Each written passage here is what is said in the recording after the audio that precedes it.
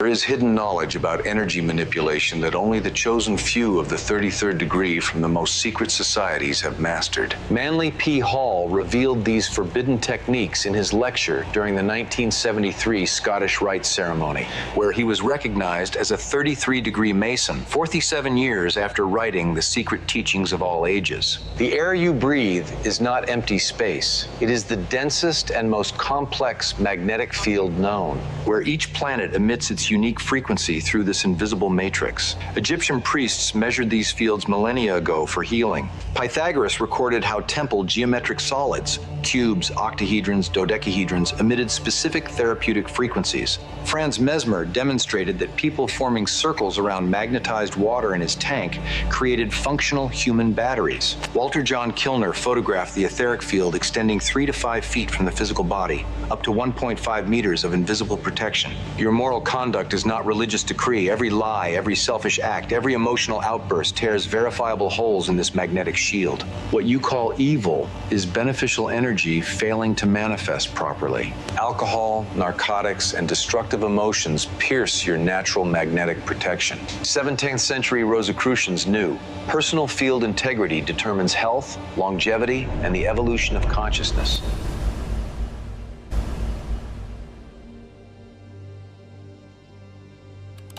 There exists a knowledge about the manipulation of vital energy that only initiates of the 33rd degree of the most ancient orders possess complete access to. This is not a metaphor or a symbol, it is a precise science of controlling the magnetic fields that govern human existence. Those who master these principles manage to maintain perfect health for decades, influence events through directed energetic emanations, and access states of consciousness that common humanity considers impossible. Every human body exists at the center of a pulsating magnetic field that responds instantaneously to thoughts, emotions, and moral choices. The ancient Egyptian priests knew every detail of this field. They knew how to strengthen it, how to direct it, and how to use it to heal or to destroy. This knowledge was considered too dangerous for the masses. For millennia, it remained guarded in sealed chambers beneath the pyramids, transmitted only through initiations that required decades of preparation. What humanity calls evil simply represents the absence or distortion of the benevolent energy trying to manifest itself. When the personal magnetic field maintains its natural integrity, destructive thoughts cannot form themselves in consciousness. Violent impulses dissolve before gaining strength. Envy, hatred, and greed, all of these forces arise only when the protective magnetic shield has been compromised by violations of the universal energetic laws. Pythagoras was initiated into the magnetic mysteries during 22 years of study in the temples of Egypt. When he returned to the Greek world, he tried to establish schools where this knowledge could be transmitted gradually. He taught that perfect geometric forms carry healing magnetic fields inherent to their structure. A perfectly constructed dodecahedron emanates a frequency that harmonizes disturbances in the human field. A precisely aligned cube stabilizes chaotic energies. These were not abstract concepts. They were practical tools of energetic manipulation. After the destruction of the Pythagorean schools, the knowledge was fragmented. Pieces were preserved by the Gnostics, by the Essenes, and by the mystery schools of Eleusis. The builders of the Gothic cathedrals knew secrets about how sacred geometry amplifies magnetic fields. Why do you think people report spontaneous healings in certain sacred places? The architecture was designed to create magnetic vortices that realign the damaged human field. The medieval alchemists were not seeking to transform physical lead into gold. That was an allegory to protect the true work, the transmutation of the human magnetic field from a dense and corrupted state to a refined and luminous state. Each alchemical operation corresponds to a specific technique of energetic manipulation. The Nigredo, the albedo, and the rubedo. These are stages of purification and intensification of the personal magnetic field until reaching what they called the glorious body. Franz Mesmer rediscovered only a fraction of this knowledge, but it was sufficient to perform what seemed like miracles. His magnetic tanks created an amplified collective field where impossible healings became routine.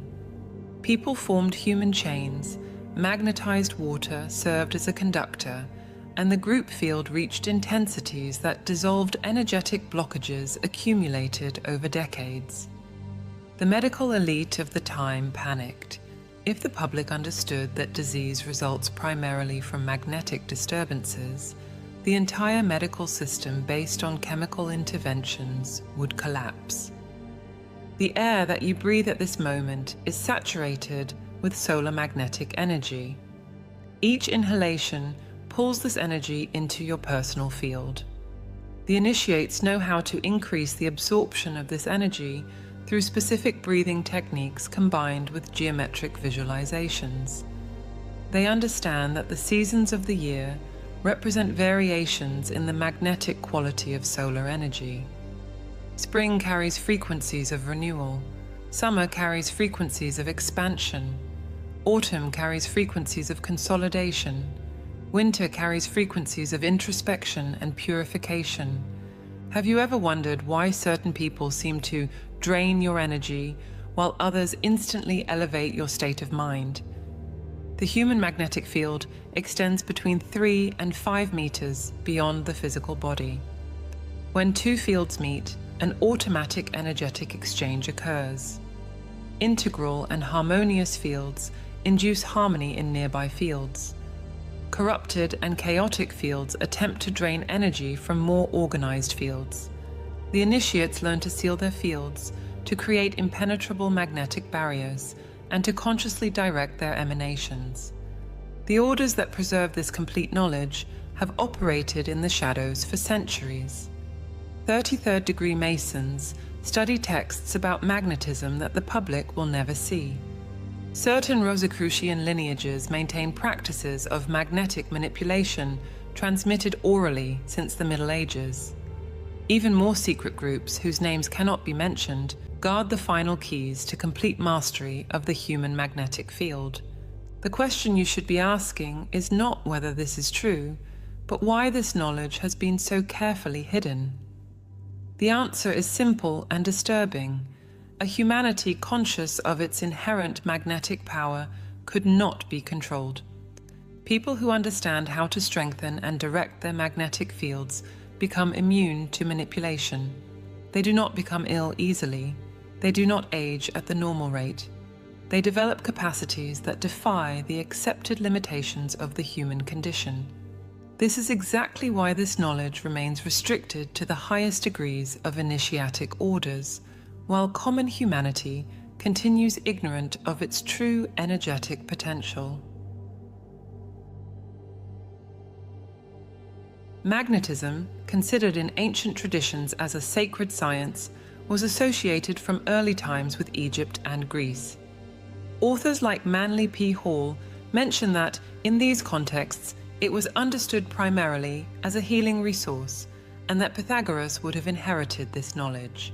Hieratic texts mention the Neteru, deities of ancient Egypt, associated with the transmission of sacred knowledge to the first initiates. In later esoteric traditions, this teaching was related to the concept of Sekham, symbolically understood as the vital force that animates matter. Over time, part of this knowledge was forgotten and taken up again in different traditions, such as among Arabs, Rosicrucians, and alchemists. In traditions linked to Egypt and transmitted by Pythagoras, there was talk of the existence of therapeutic practices based on the contemplation of geometric solids. Cubes, octahedrons, and other perfect forms were placed on pedestals for the sick to observe them, believing that their symmetry transmitted order and harmony to the human magnetic field. For Hall, each form in nature, natural or artificial, possesses an energy field, and by fixing the mind on perfect proportions, the individual would benefit from this balance. Hall describes that each human being is surrounded by a magnetic field or etheric atmosphere, an egg of energy that protects and sustains health. This field is fed by solar currents that enter through the top of the head, travel through the body, and are released again through the lower centers. The integrity of this flow is seen as essential for physical and moral vitality. Although esoteric traditions have associated Egyptian symbols with this process, Hall does not specifically identify the Eye of Horus as a magnetic diagram, but emphasizes the relationship between solar energy, the human body, and inner harmony. Imhotep is remembered as an architect and sage, and centuries later, he was venerated as a patron of medicine. In his reading, Hall does not describe the pyramids as magnetic machines, but sees magnetism as a universal principle present in all forms of nature, from the smallest atom to the great celestial bodies. For him, each form, natural or created by man, possesses its own magnetic field, and the contemplation of perfect proportion transmits harmony to the human being. Thus, the monumental architecture of Egypt can be interpreted in a symbolic perspective as an expression of proportion and subtle forces. But Hall does not affirm that the pyramids were designed to amplify magnetic fields. When Pythagoras arrived in Egypt around the middle of the 6th century BCE, some traditions report that he faced initial difficulties in being accepted by the priests. Over time, he was admitted as a neophyte and, according to symbolic accounts, would have gone through long initiation processes. In these traditions, the Egyptians did not see numbers merely as mathematical abstractions, but also as fundamental principles that structure reality. It was said, for example, that the number 3 vibrated differently from 5, and that 7 possessed a singular quality. Numerical combinations were interpreted as capable of generating harmonic or dissonant fields. Pythagoras also learned that music could be understood as an audible expression of cosmic and energetic laws. Each note would be associated with a precise frequency. Certain harmonic progressions were considered beneficial to human balance, while others could weaken it. Esoteric traditions affirm that the Egyptians preserved reserved musical scales, different from those used publicly, capable of inducing altered states of consciousness through resonance with energetic centers of the body. It is believed that part of this knowledge was lost with the destruction of the Library of Alexandria, an episode surrounded by different historical and legendary versions. After leaving Egypt, Pythagoras founded his school in Crotona with the intention of gradually transmitting this knowledge to the West. However, he faced opposition, and his community ended up being attacked. Many disciples were dispersed or killed. Thus, according to later traditions, only fragments of this knowledge would have survived through followers like Philolaus and Archytas, while the practical essence was lost. During the Middle Ages, Arab authors preserved and reinterpreted parts of this legacy. Jabir ibn Hayyan, Geber, described in alchemical language the processes of transmutation linked to the human vital field. Terms like philosophical mercury and red sulfur were understood by esoteric currents as allusions to energetic polarities. Al-Razi, an influential physician, was also associated in later readings with accounts of treatments with magnets, although such practices are not clearly documented in the original texts. During the Crusades, the tradition spread that the Knights Templar had found hidden manuscripts when excavating in the ruins of the Temple of Solomon. According to esoteric versions, this knowledge would have provided them with unusual power and influence. The persecution ordered by Philip IV in 1307, which led to the arrest and execution of Jacques de Molay, is interpreted by some symbolic narratives, not only as a political or financial matter, but also as an attempt to prevent the disclosure of knowledge considered secret. In the Renaissance, this symbolic thread resurfaced in initiatic societies. The figure of Christian Rosenkreuz, real or allegorical, came to represent the recomposition of dispersed fragments of knowledge. In the Rosicrucian manifestos, there is talk of a universal medicine capable of restoring and prolonging life. This medicine was understood not as a material substance, but as a method of intensification and purification of the person's vital or magnetic field, leading to the so-called incorruptible body, an ideal state in which the organizational integrity of life would be maintained. The air that surrounds every living being is not a passive mixture of gases waiting to be breathed. It is the densest and most complex magnetic field accessible to the human being, a living energetic matrix where each molecule vibrates with coded information from the entire solar system. The initiates of the 33rd degree know this fundamental truth. Breathing is the act of magnetic communion with the cosmos. Each inhalation pulls into the body not only chemical elements, but the entire spectrum of planetary emanations processed by Earth's atmosphere. Consider the evidence hidden in plain sight. Television signals cross your living room at this moment, coming from dozens of transmission towers. Radio waves from thousands of different stations occupy the same space without colliding or corrupting one another. Cell phone conversations, internet data, and satellite communications. Billions of gigabytes of information flowing through what you call empty air. If air can simultaneously carry this astronomical amount of coded electromagnetic information, why would it be incapable of carrying the natural magnetic emanations of the Sun, the Moon, Jupiter, and Saturn? Nikola Tesla partially understood this reality when he stated that the atmosphere contains unlimited energy waiting to be accessed. But Tesla focused only on the electrical aspect, ignoring the more subtle magnetic dimensions that the ancients knew. Earth's atmosphere functions as a cosmic processor, receiving raw radiation from celestial sources and transforming it into frequencies that living organisms can absorb and utilize. Without this atmospheric processing, solar energy would instantly destroy all life on Earth.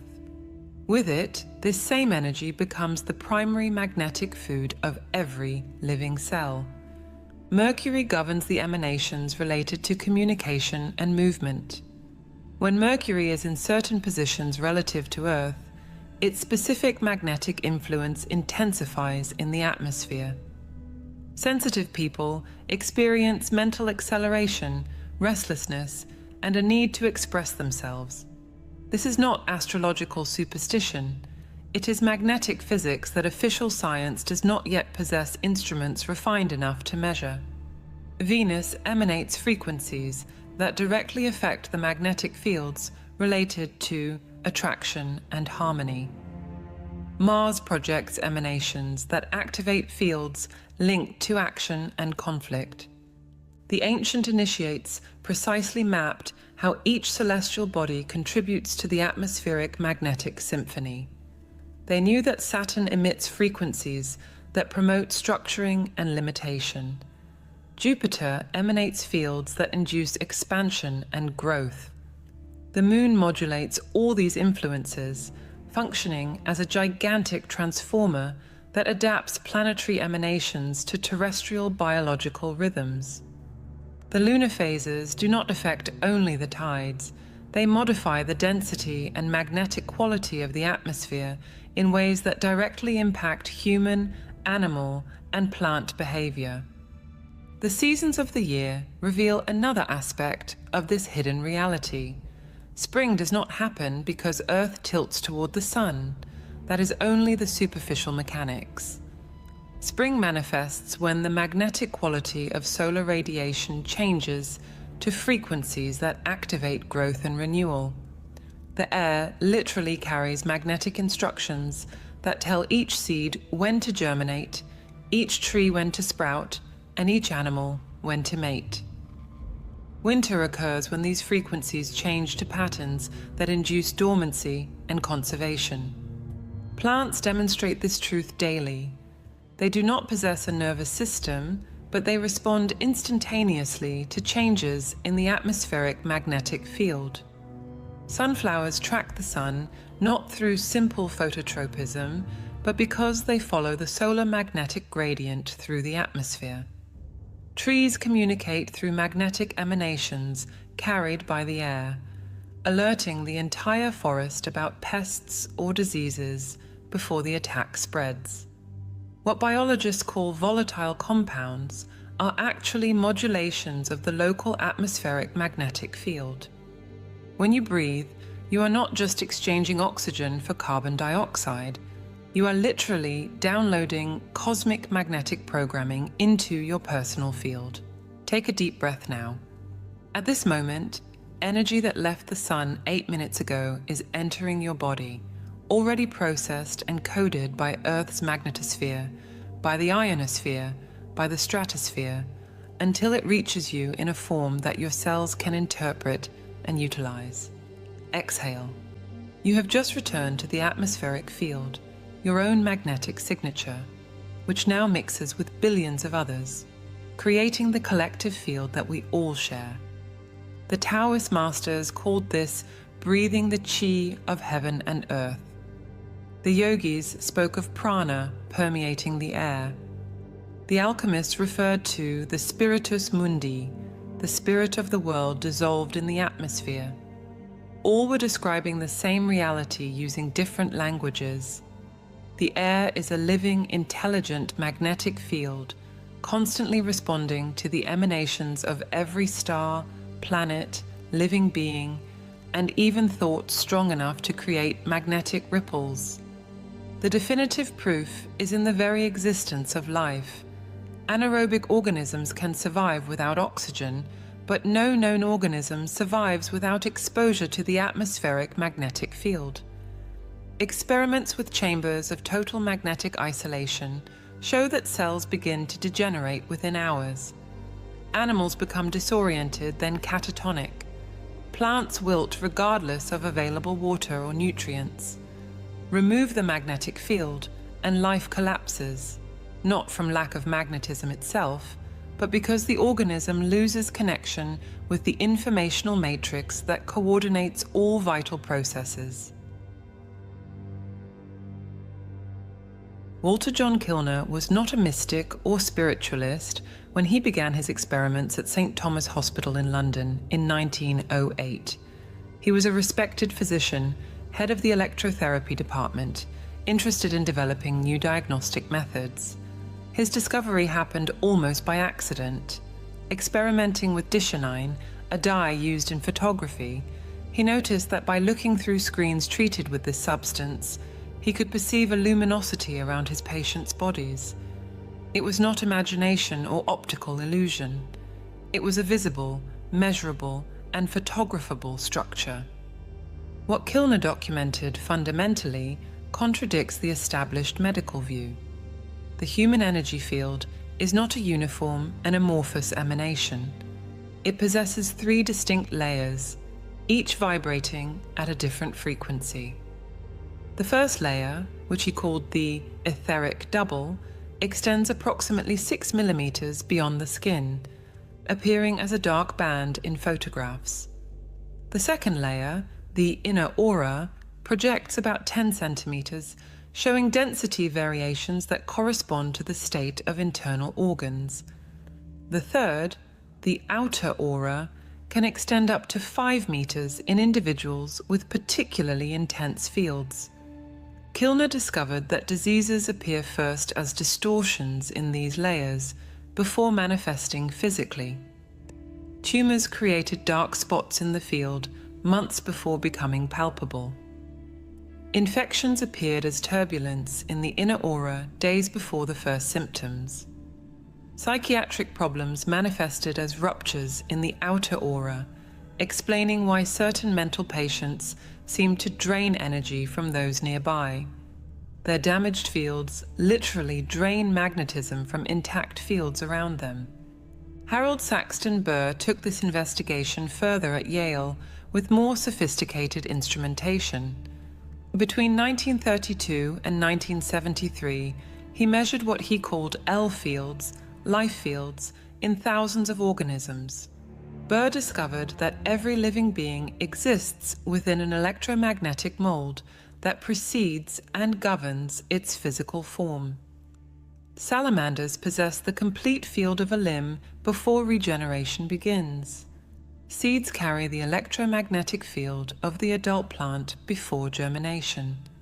Human embryos present the field of a complete body when they are still just a cluster of undifferentiated cells.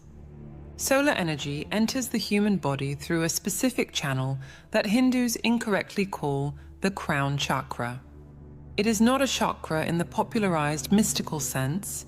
It is a literal opening in the magnetic field, a vortex in the shape of an inverted funnel with approximately 15 centimeters in diameter at its upper mouth. This vortex spins clockwise in the northern hemisphere and counterclockwise in the southern hemisphere, following the same magnetic dynamic that creates hurricanes and determines the direction of water rotation going down the drain. The energy descends through a central tube that runs along the entire spine, not inside it, but about 2 centimeters in front. This tube has 7 main distribution points where energy branches out to feed specific organs and systems. The first point, at the base of the skull, governs the central nervous system. The second, at the throat, regulates communication and metabolism. The third, at the center of the chest, controls circulation and immune response. The fourth, at the solar plexus, coordinates digestion and emotional processing. The fifth, below the navel, manages reproduction and creativity. The sixth, at the perineum, anchors the field to terrestrial magnetism. The seventh, at the coccyx, processes and eliminates stagnant energy. Each organ maintains its own magnetic subfield operating as a semi-independent organism. The heart generates the most powerful field, about 5,000 times more intense than the brain. This cardiac field pulses rhythmically, creating waves that propagate through the entire body and beyond it. When the cardiac field is coherent, beating in regular harmonic rhythm, all other fields in the body synchronize with it. When it is chaotic, this disharmony propagates systemically, creating the conditions for disease. Morality reveals itself here not as an arbitrary religious imposition, but as a maintenance manual for the magnetic field. Each lie told creates a dissonance in the laryngeal field that can be measured with sensitive magnetometers. The dissonance does not disappear when the lie ends. It creates a distortion pattern that persists, accumulating with each subsequent falsehood until the field in that region becomes permanently compromised. People who lie chronically develop thyroid problems, vocal cord nodules, and metabolic dysfunctions, all direct consequences of the corrupted magnetic field in the throat region. Explosive anger tears temporary holes in the solar plexus field. If you could see a person in rage magnetically, you would see their field literally fragmenting, with jets of energy firing uncontrollably in all directions. This dispersed energy does not return. It is permanently lost, leaving the field weakened. Chronic anger keeps these holes permanently open, allowing parasitic magnetic influences to enter the personal field. It is no coincidence that constantly angry people develop ulcers, liver problems, and diabetes. Organs in the solar plexus region fail when the protective field is compromised. Toxic substances do not damage the body only chemically. Alcohol creates a condition that trained clairvoyants describe as auric porosity. The field becomes permeable to external influences. Heavy narcotics can tear the field so severely that pieces of it separate completely, floating disconnected around the person. These people become literally soulless in the magnetic sense. Parts of their vital field are disconnected from the integrated whole. Recovery from addictions requires not only chemical detoxification, but the laborious reconstruction of the fragmented magnetic field. Every atom in the universe pulses with its own distinctive magnetic field, from hydrogen vibrating at 1420 MHz to heavy elements like uranium, which emanate complex frequencies in the terahertz range. This is not scientific poetry. It is the fundamental architecture of reality that alchemists understood when they spoke of the signature of things. A stone on the beach is not inert matter waiting to be moved. It is a magnetic vortex vibrating at specific frequencies determined by its mineral composition, its geological history, and its exposure to cosmic fields over millions of years. Crystals form when mineral magnetic fields align in geometric patterns of maximum harmony. Quartz grows in perfect hexagons because that is the configuration where the magnetic fields of silicon and oxygen reach ideal resonance. Amethyst acquires its violet color when traces of iron in quartz vibrate at specific frequencies that our eyes interpret as purple.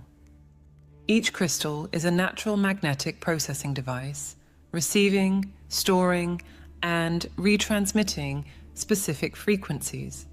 The Atlanteans knew this. The Lemurians built all their technology on this principle. A seemingly simple potato contains billions of microscopic magnetic fields, each cell maintaining its own energetic integrity while participating in the greater magnetic symphony of the tuber. When you cut a potato, you are not just dividing matter, you are rupturing a complex magnetic matrix. The cells on the cut surfaces immediately begin to reorganize their fields, trying to restore the lost integrity. This is why cut potatoes heal their surfaces with a protective layer. They are rebuilding the violated magnetic shield. True nutrition completely transcends the chemical model of calories and nutrients. When you ingest food, you are absorbing its complete magnetic field, including all the energetic information that food accumulated during its growth. An apple grown in rich soil, under full sun, without pesticides, carries an intact and complex magnetic field. Each bite transfers this magnetic integrity to your body. An apple grown in exhausted soil, bombarded with chemicals and artificially ripened, possesses a fragmented and chaotic magnetic field. Ingesting it introduces magnetic distortion directly into your system. The ancient initiates knew the difference between living food and dead food in magnetic terms. Sprouted grains vibrate with actively expanding magnetic fields. Freshly harvested vegetables maintain their pulsating fields for hours or days after harvest. Meat from animals raised in natural conditions carries coherent magnetic fields, but industrial processing systematically destroys these fields. Pasteurization not only kills bacteria, it collapses the magnetic field of milk. Food irradiation not only sterilizes, it completely shatters the energetic matrix. Microwaves not only heat, they invert the magnetic polarity of water molecules, creating what sensitives describe as energetically dead food. The alchemists dedicated themselves obsessively to transmutation because they understood that raising the magnetic frequency of a substance transformed its fundamental properties. What they called multiplication was not increasing quantity, but intensifying the magnetic field until a small portion carried the potency of a larger amount. The philosopher's stone was not an object, but a state of magnetic coherence so perfect that it induced instant organization in any chaotic field it came into contact with. Projection meant extending this coherent field to transmute substances of lower vibration. Each kingdom of nature operates in its characteristic magnetic range. Minerals vibrate at the lowest and most stable frequencies. Plants operate 1 octave above, with fields that fluctuate following circadian and seasonal rhythms. Animals maintain even more complex fields, modulated by emotions and instincts. Humans possess the unique capacity to consciously modify their magnetic frequency, being able to descend to mineral density or elevate themselves to frequencies that the ancients associated with angelic states. Modern civilization has created an unprecedented magnetic crisis in human history. Every electronic device generates an artificial electromagnetic field that interferes with natural biological fields. Wi-Fi operates at 2.4 gigahertz, exactly the frequency that agitates water molecules, the same frequency used in microwave ovens. Cell phones pressed against the head bombard the brain's magnetic field with pulsed radiation. Televisions and monitors emit fields that literally hypnotize the nervous system, inducing trance states where critical capacity diminishes and suggestibility increases. But electromagnetic pollution is only part of the problem. The modern social structure has been architected to systematically fragment the human magnetic field. Work environments with fluorescent lighting that pulses at 60 Hertz desynchronize natural biological rhythms. Concrete and steel architecture creates Faraday cages that block contact with Earth's magnetic field. Synthetic clothing generates static electricity that disrupts the auric field. Shoes with rubber soles completely isolate the body from the Earth, preventing the discharge of stagnant energy. The monetary economy represents perhaps the most insidious violation of natural magnetic laws. Fiat money, notes without backing in real value, is literally anti-magnetic, representing debt and absence instead of substance and presence. Each transaction with virtual money creates a magnetic deficit that must be compensated with real vital energy. People exchange decades of their vital force for numbers on screens, numbers that possess no magnetic existence, that cannot nourish, heal, or elevate. The system was designed to systematically drain human magnetism, converting it into an abstraction that benefits those who understand and manipulate these energetic dynamics. The universe operates by an absolute magnetic law that no philosophy, religion, or political system can alter. Intact fields naturally harmonize, and corrupted fields inevitably generate conflict. This is not a moral or spiritual truth, it is pure magnetic mechanics. When two coherent magnetic fields meet, they enter into constructive resonance, mutually amplifying their organization and potency.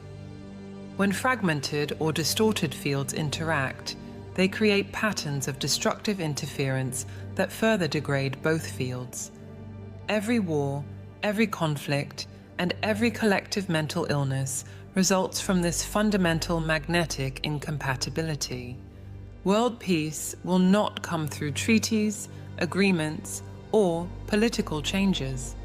It will come only when a critical mass of human beings restores the integrity of their personal magnetic fields. A single individual with a perfectly coherent field magnetically affects hundreds of people around them. 10 people with aligned fields create a magnetic vortex that can harmonize an entire community. 1,000 people maintaining simultaneous magnetic integrity generate a field capable of dissolving patterns of violence in an entire city. The initiates have always known this. This is why monasteries and temples were strategically positioned, not for spiritual isolation, but to create magnetic nodes of planetary harmonization. Human evolution has never been about developing more sophisticated technology or accumulating more intellectual knowledge. Evolution means exclusively the progressive refinement of the personal magnetic field through conscious choices aligned with universal energetic laws. Each act of integrity, each truth told when lying would be easier.